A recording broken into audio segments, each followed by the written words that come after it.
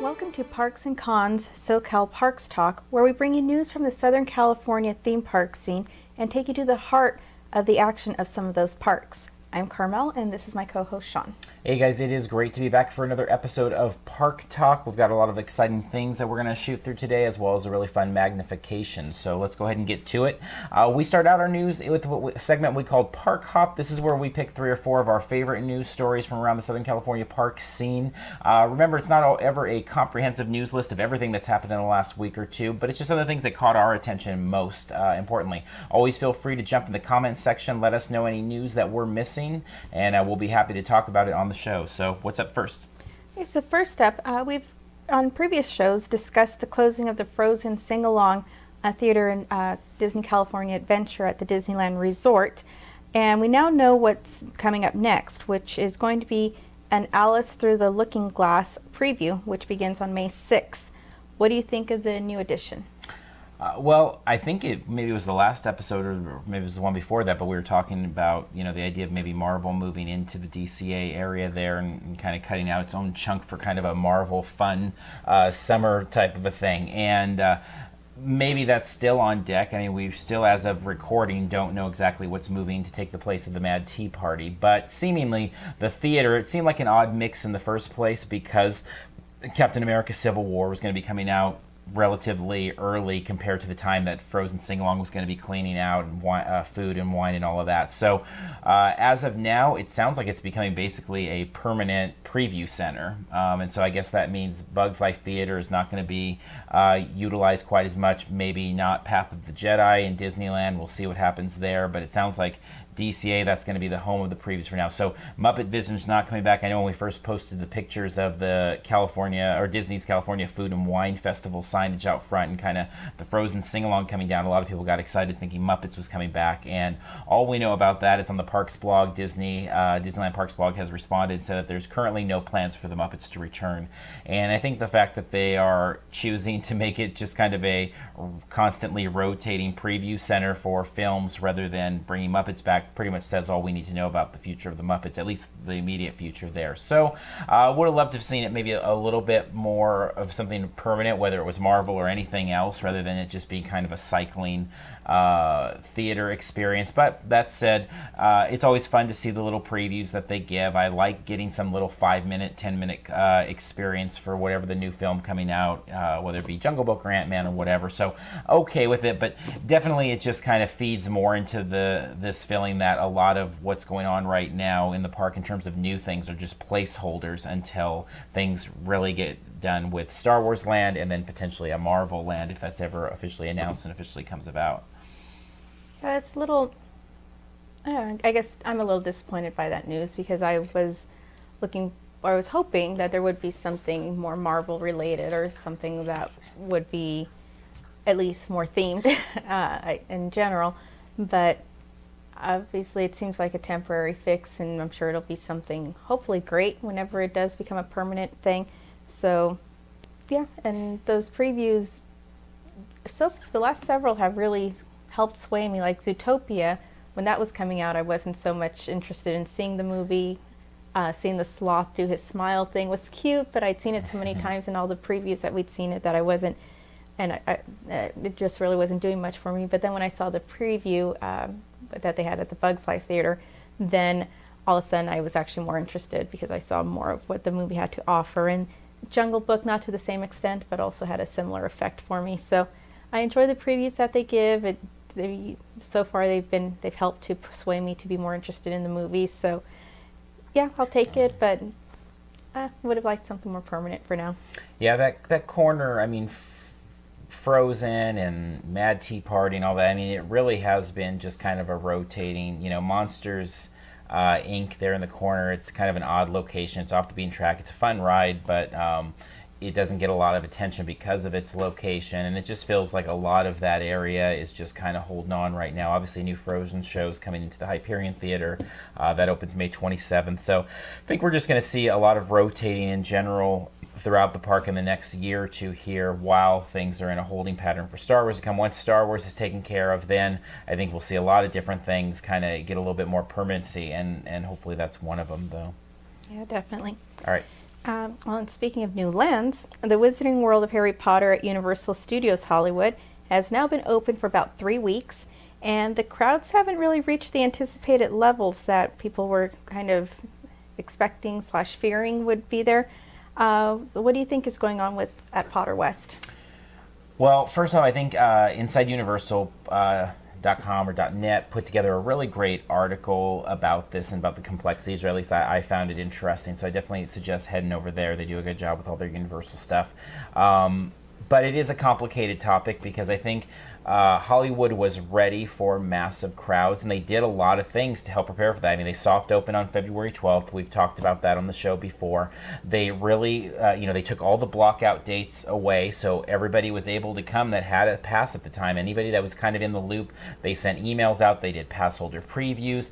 Then they really, obviously at the same time, were narrowing the access for pass holders around the same time. And so they've really tightened that up since the official opening has been there. It's opening during school times. That's something that the other Potter and the other parts of the world has not experienced. So that's obviously a different thing there too. So I think ticket prices. The ticket prices, yeah. Annual pass holders and day passes. Yep. The limited hours, closing at 6. I mean, that's more of the latter part, but we know a lot of people that can't get there after work because of that. So, I mean, I think there's a lot, I think it's a confluence of different factors, as there are with most things. I mean, nothing's just cut and dry. So I think at the end of the day, it's an amazing land. We've talked about it on the show several times. We've shown you it in Magnification, things like that. It's beautiful, amazing, awesome all the way around. It's going to do great business over the years. I'm guessing it's opened with lower attendance than they expected because not that anybody knew exactly what to expect, but I think we all expected more than 15-20 minute waits for Forbidden Journey many times. I mean, I'll just randomly check the wait times, which is a really nice thing that Universal Studios Hollywood does. You can just check it on the website, and I'll check it periodically, weekends, weekdays, middle day, end of the day. And I mean, oftentimes it's 40 minutes or less, which blows my mind, a ride of that quality. But I think it's complex. I think it's going to be super crowded during the summer. I think they're going to sell lots of butterbeer and wine. So I don't think it's like anything to worry about. Hopefully nobody's overreacting in the executive capacity, thinking that, all of a sudden Potter, the fan base has passed. Because I don't think that's the case at all. I think it's a great land. I think it does a lot.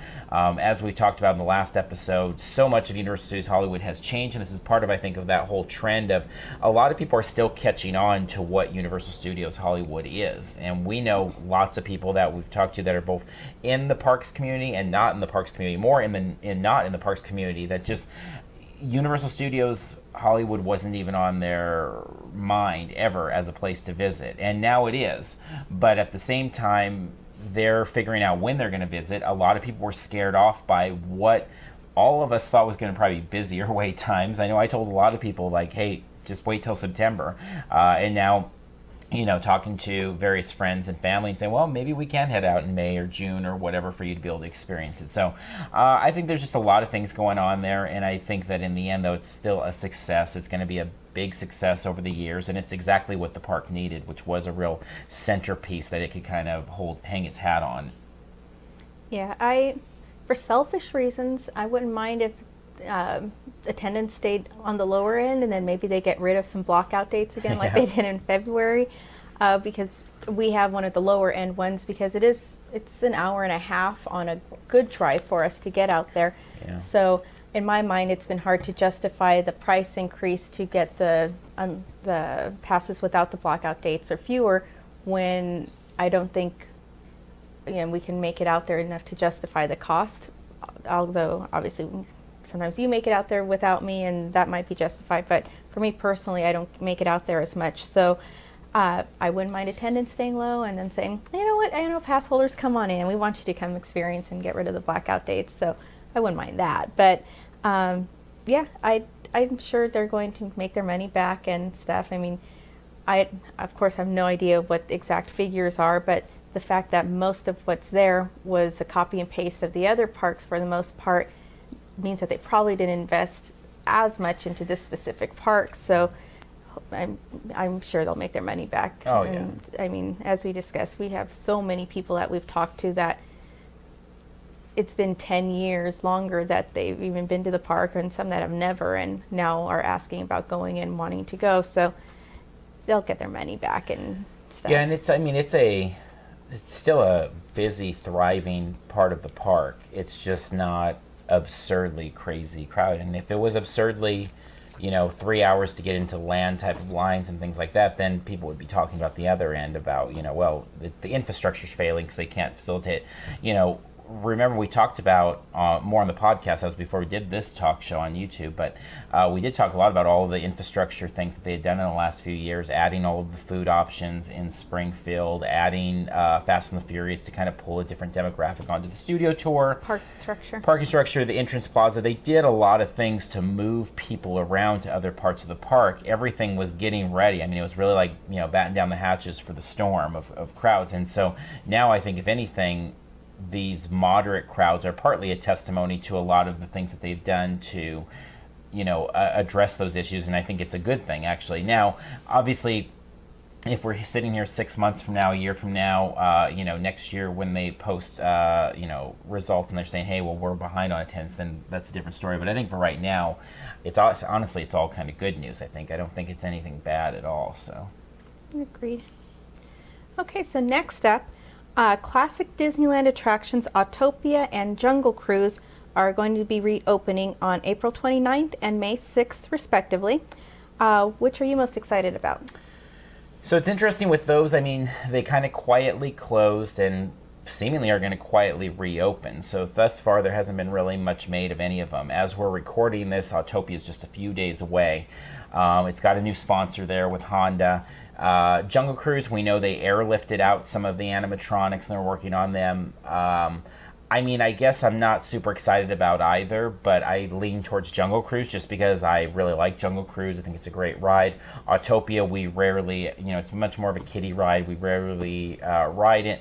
That said, I look forward to them both reopening, and I hope they both have some unique new things to check out and not just a new paint job. But at the end of the day, if they do have a new paint job, they just go back to what they were, a year ago. And Jungle Cruise was still something we rode whenever we could, find a shorter wait time and enjoy doing that. And Autopia was something we still kind of walked by and looked at. And, if we were with little nieces or nephews or something like that, they could ride. And so not super excited about either unless we hear something different. Who knows, maybe after we record this show in the next day or two, there might be some, news about it. But right now, just kind of glad to see them there. And again, as with anything in the parks, the more options, the better, because it helps spread people out.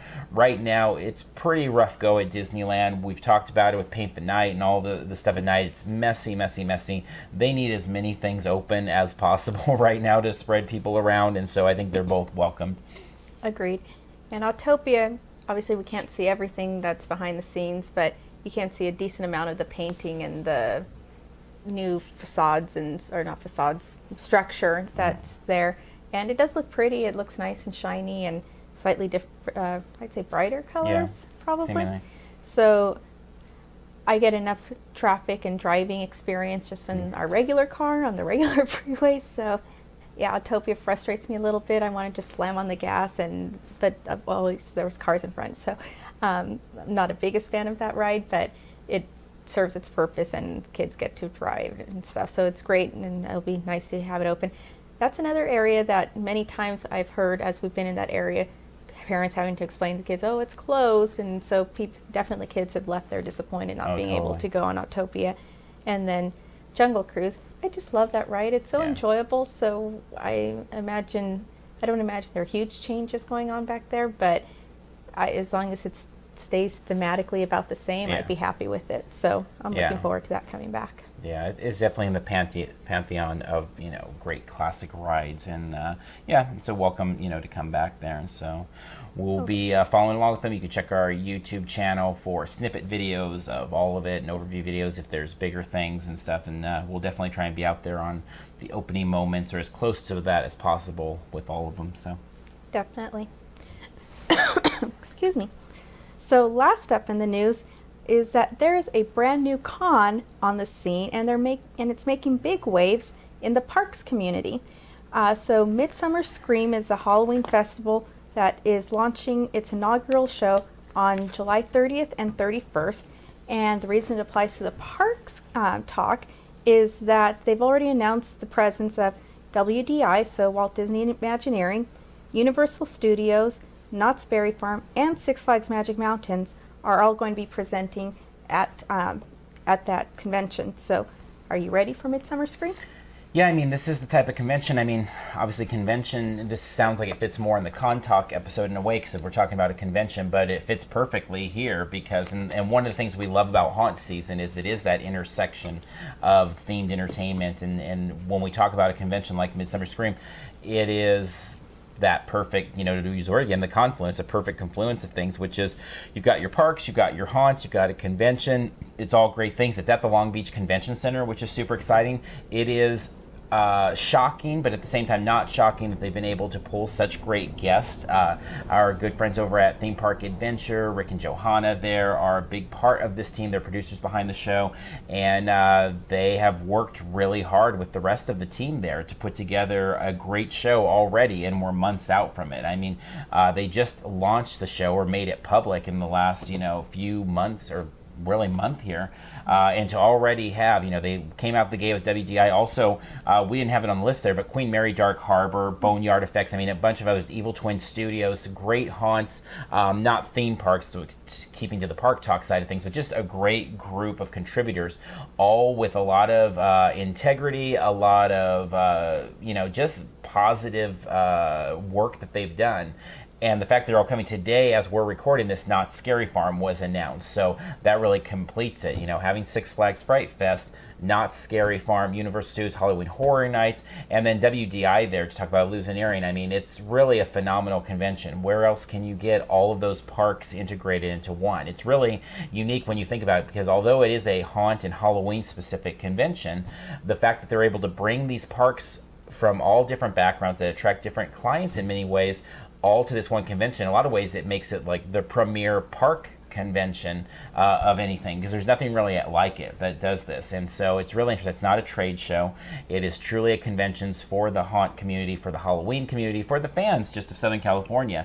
And I think it's really exciting. It doesn't hurt at all that it's at Long Beach Convention Center either. As I said, I mean, we love that area. It's right there with San Diego as kind of that, Comic-Con campus, or that Long Beach campus, where it's just you're there immersed in that community for those couple days. So yeah, I can't wait. It's a couple days after San Diego Comic-Con, so we'll be coming back after probably about 8 days in San Diego, and we'll have a couple days off, and then we'll be out there. But I think it's a great follow-up to San Diego, and then it's a really cool kickoff to the Halloween season, because right around that time is when we start to see a lot in the parks. If you follow along with us on the parks and the haunt side, you know that we document, they're building this haunt at Scary Farm, or, this is going in the Jurassic Park queue over at Horror Nights or whatever. And this is neat because you're going to have people from Knott's and Universal and all these places standing on stage making announcements. I can't wait. I'm super excited about it. I think it's a great addition to the convention community, but also just the parks community, to bring all these different people together in one place for that weekend. Yeah, it'll be a lot of fun to get to hear kind of what the plans are for the season, because it is so early in the Halloween season that it really is kind of still planning stages to a certain extent for the parks. And at that point, a lot of them will probably have started the building in the background, but to start making things public and so early in the season. And we are big Halloween fans, so getting to celebrate and stretch that holiday that much earlier is kind of a really cool thing. So definitely looking forward to it. And I imagine the vendors are going to be great that are going to be there and stuff. So, but yeah, those announcements. And in general, I prefer going to the panels at the conventions. You're not as much into the panels, but having all of those options, it's going to be a very busy weekend of trying to record as much as possible, to be able to share as much as possible. Right. So for that season, you may want to watch our Con Talk episode, so that you can catch up on what's going on in the parks, because I'm sure we'll discuss it more so on the Con Talk versus the Park Talk. Yeah, and it's exciting to think of what else they might announce, because to announce so much so early, I mean, I think if there were no other announcements, it'd be it's a great deal. Their tickets are ridiculously low priced, amazing deal. It really is a family show. I mean, that may not, for people that haven't made it out to, Halloween based or horror shows, sometimes they're more family friendly, sometimes they're less family friendly. This is definitely a show that I think has, all the haunt elements, but at the same time, you can bring your kids, you can enjoy it. There's just a lot of good people there, and it's friendly and it's pricing. As I said, Long Beach is a great location, and there's just, so many of the people behind the scenes putting together shows show are really the cornerstones of the haunt community. They've really reached out and made a lot of great relationships with people beyond just what TPA brings to it, which is a lot all on their own. But there's a lot of good people behind the scenes there, and so very excited to see what, David Markland and Rick West, Johanna Atalano, and just that whole crew, what they're going to put together. It will definitely be worth watching. And our tickets are 50% off right now, so you should head over to their Facebook page, like them, find them on Twitter, all those things. We're always sharing their stuff and retweeting, so it's easy probably to find them. But Midsummer Scream, definitely keep an eye out for it, and we definitely will be keeping an eye out for it as well. So. Absolutely. All right, so let's switch over to our segment that we call Magnification. This is where we take you through an adventure in inner space to really look in detail at one topic.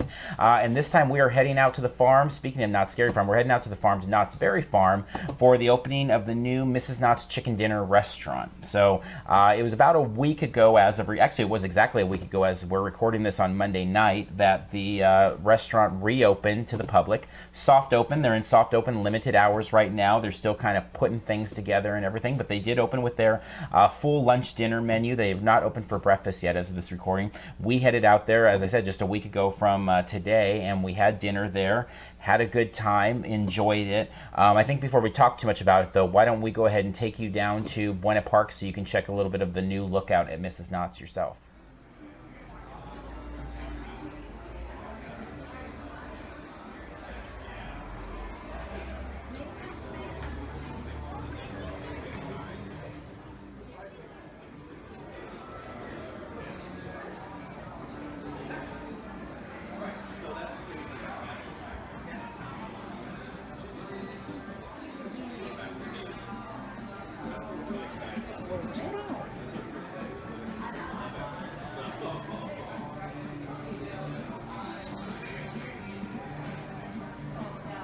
Is there a juice? Yeah, the restaurant right here. Yeah, one's to the left, one's to the right. Kind of say,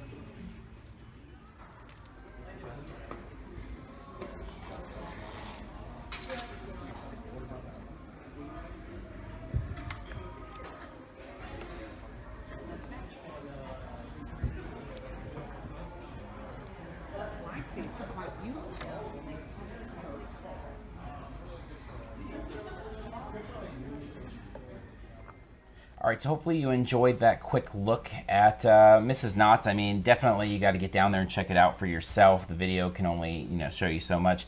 At the end of the day, the real thing at the heart, the core, going back to when we did the, the construction tour of it, it is the food. I mean, whether it was in the, the older look that it had or the new look, it's all about the food there, and the food is still tremendous, great food. Really, I think the only difference we found in our meal, and you had the fried chicken dinner, the classic. I had the broiled chicken. Was that the biscuits came with the preserves? Now they're official Knott's preserves, but in open air little cups that were more fresh, and a whipped butter, and you can scoop that on there.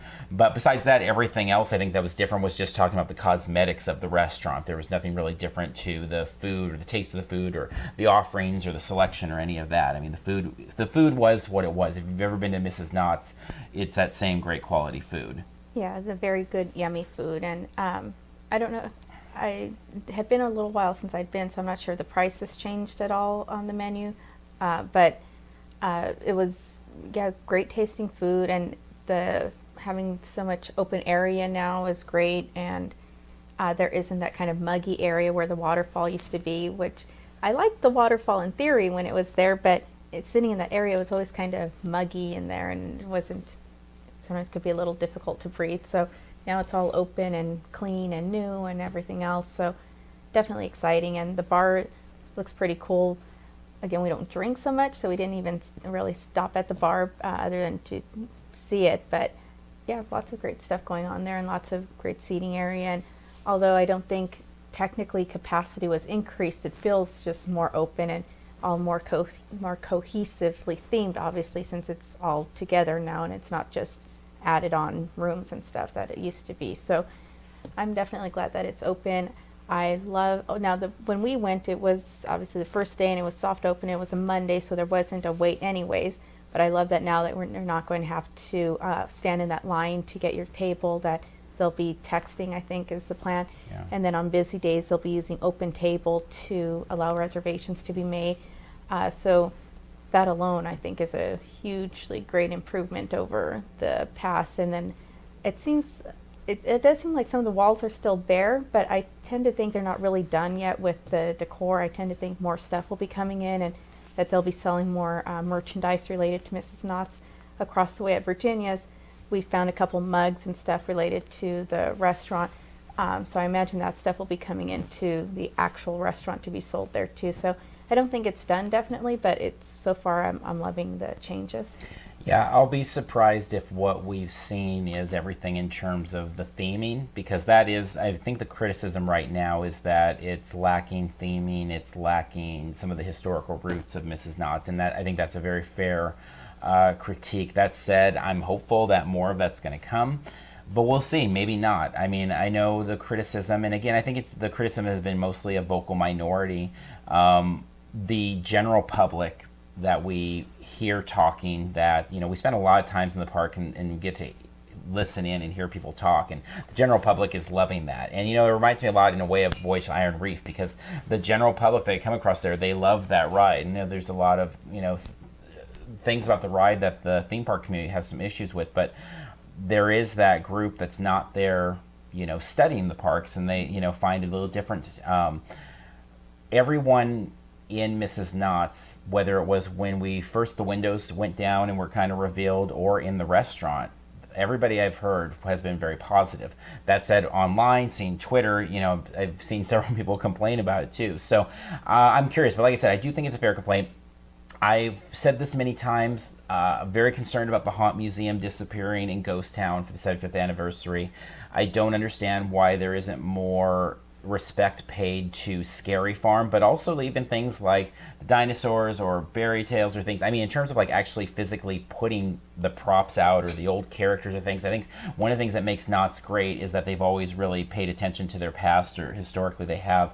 But I think there's a lot can be said for putting those out. So, I mean, I would love to see more appear that ties us back to the original chicken dinner restaurant, or even things that tie into the park. As it started here as a chicken stand or a fruit stand, then came a chicken restaurant, and it evolved into this park. And here's some pieces of the park. Here's this little nod to this and stuff. So I think there's a lot. They've got a lot of cool things we know behind the scenes at Knott's Berry Farm. So hopefully more of that's revealed. But it's hard to tell right now. There's not been a grand opening date announced as of this recording. We were wondering if there's going to be a media day night thing. We know Ghost Rider is delayed into mid-June. We know Ghost Town Alive begins May 27th. The Calico Stage looks like it's going to be middle of June, last we heard. So maybe somewhere in there they're going to do like a mid-June media blitz where they're going to have a big launch of the restaurant and expand the hours, including breakfast. But for right now, I mean, just like you have to be forgiving of Potter when it was in technical rehearsals, I think that's exactly where we're at with Miss Knott's. Is all we can comment on is what's there now. It's definitely much more cohesive. As you said, it's much more open. The improvement to the seating situation is great, not having to, I mean, stand in line and you can actually put your name in. So all positive things on those fronts, and hopefully more of that theming comes in, hopefully more of that flair comes in as we proceed in the next few weeks and months. Yeah, definitely. Definitely enjoying it so far. Alrighty, so from there, why don't we go ahead and move to our park tips to close out the show. Okay, so last up, we have our segment that we call Park Tips. This is where we bring you tips to improve your future park experiences. Sometimes these tips are going to be kind of generic, general tips, and other times they're going to be more specific to a theme park. And this time, we're talking about fun at the Disneyland Resort that doesn't require a ticket. Yeah, I thought this was an interesting thing because we have friends that have like let their passes lapse, and you know, we talk about like, well, what do we do? Because it's a common thing for us to meet up with friends at the parks, and you know, you kind of combine for us sometimes a little bit of parks and cons coverage with a little bit of hanging out, a little bit of fun and things like that. But one of the really nice things about the Disneyland Resort, I mean, not to the degree of something like Disney World, but there are definitely a lot of things you can do there without a ticket. And I was thinking, you know, it's surprised me over the years as we've taken people to the Disneyland Hotel, as we've taken them to the various towers there around the Grand California, how often they're surprised of how much stuff there, that they didn't know that there was teacups to sit in and, you know, take pictures in the lobby area of the Disneyland Hotel, that they maybe aren't aware of the breakfast at Steakhouse 55. I mean, so really just wanted to kind of encourage, if you don't make the downtown area of Disneyland a kind of consistent stop on your tours, I suggested, I mean, I personally go through all the hotels except Paradise Pier. I like to go there, but that one's obviously more off the track, but about once a month that I wander through there. And it's always neat to see, you know, the Adventureland Tower, to see some of the maquettes in there they have from the Jungle Cruise, to head over, you know, to see the Frontierland stuff that they have there, that giant Thunder Mountain model in there. I mean, there's a lot of cool nods to history in the Disneyland Hotel, and I feel like that hotel itself, to me, could be a fun afternoon of just wandering around, obviously having you know, a bite at Trader Sam's or things like that. Obviously downtown Disney itself, you know, you've got, you know, whether it's ESPN Zone or Lego Store, I mean, we love checking out those various places, D Street and stuff like that. But then going to the Grand Cal, although it's obviously the newer and the more opulent of the hotels, it doesn't quite have as much to see in a lot of the nooks and crannies as the Disneyland Hotel, but it's still a fun place. And both places, specifically in the holiday season, you know, is we've taken a lot of friends to see that they're surprised that there's carolers, that there's gingerbread houses, that there's Christmas trees. Particularly the carolers seem to catch people by surprise, that they could have this kind of fun Disney Christmas experience in the hotel without paying anything. You know, it's just parking in downtown for your 2 hours or get validation, have a bite or things like that. So there's a lot there. I mean, again, it's nothing on the scale of Disney World. Is it a full day's worth of entertainment? You know, for somebody that, let's say they flew out Friday morning and they have tickets for Saturday, Sunday, you know, no, it's probably not a full day. You know, for that, head over to Knott's for the day or something like that. But I do think there's a good several hours worth of entertainment there, and that a lot of times people miss that. And so we thought it'd be kind of a good topic to hit on this time of the tips. Yeah, it is surprising, and well, I guess it's also more surprising to me how few of the people we walk through there have taken the time to actually walk through the hotels. It's like, oh, there's stuff to see over there? Yep, there's stuff to see. So it's always kind of interesting to bring new people through that haven't taken the time to walk through the towers. I mean, even the restrooms in the hotel towers have the wallpaper that's themed to that Fantasyland and everything, yeah. Mm-hmm. And so even that is kind of cool to see. And I'm always partial to the food aspects of things. I love that there's Tangaroa in the middle of the Disneyland Hotel that overlooks the pool and is attached to Trader Sam's, and it definitely, of course, doesn't have the decor that Trader Sam's has, but it's kind of a nice place to kind of take a little break, and you can get a little dessert or a burger or something, and just kind of sit there by the pool, and it's quite affordable. It's not nearly the prices that are inside the parks. I mean, it's not cheap, but it's much more affordable than you might otherwise think. And then at the Grand Cal, Whitewater Snacks, we only relatively recently discovered, we didn't really know was there, and then They have great burgers inside that place, and it's They really have the best burgers at the Disneyland Resort at the Whitewater. I mean, I think easily, and they've got a lot of other great treats there as well too. But yeah, it's something people don't think about. It's kind of off in the corner next to the pool. If you're cutting through the hotel to get to DCA, you won't really even see it. You've got to kind of go right past the security checkout there. Yeah, on the other side of the spa and stuff. And yeah, it's hard to even know that it's there, and for years we didn't. So that's always kind of a surprise to people. And like you said, especially during the holidays when there's a gingerbread house in the Grand Californian, and then the themed trees, even at the Paradise Pier where it's the surf type themed tree and stuff. And there are great restaurants. There's, well, we haven't tried the new version of the restaurant in Paradise Pier. Right. We haven't been there since that reopened or redid its menu, but I've heard good things about it, and it was good before.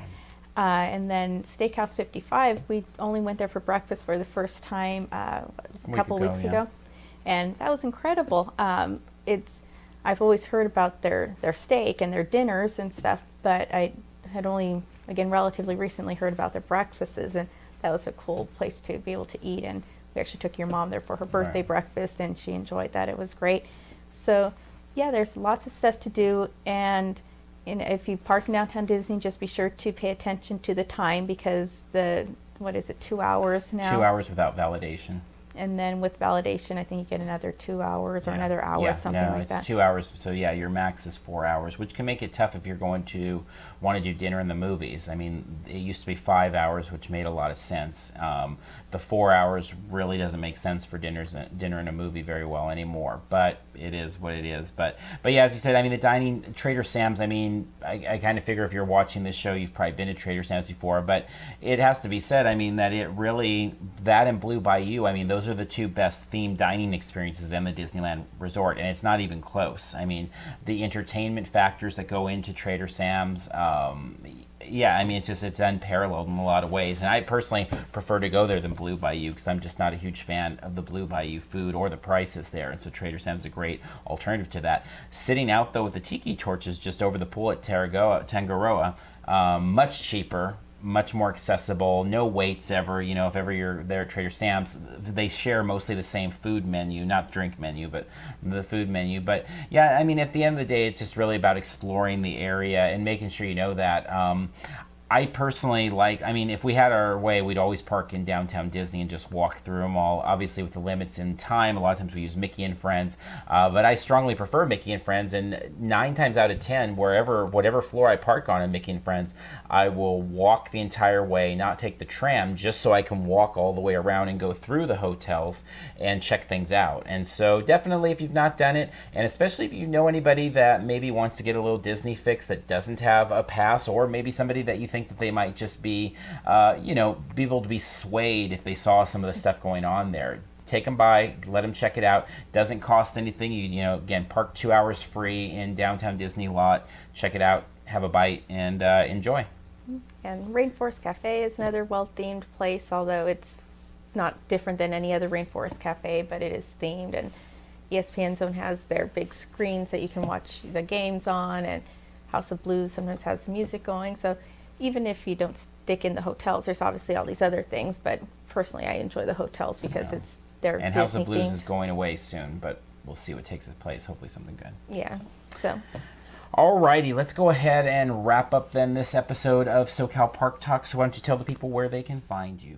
Well, you can reach me directly on Twitter at Connoisseur, CONNOISSEUR, or you can email me directly at carmel@parksandcons.com. And you can find me on Twitter at _con_fluence, the Confluence.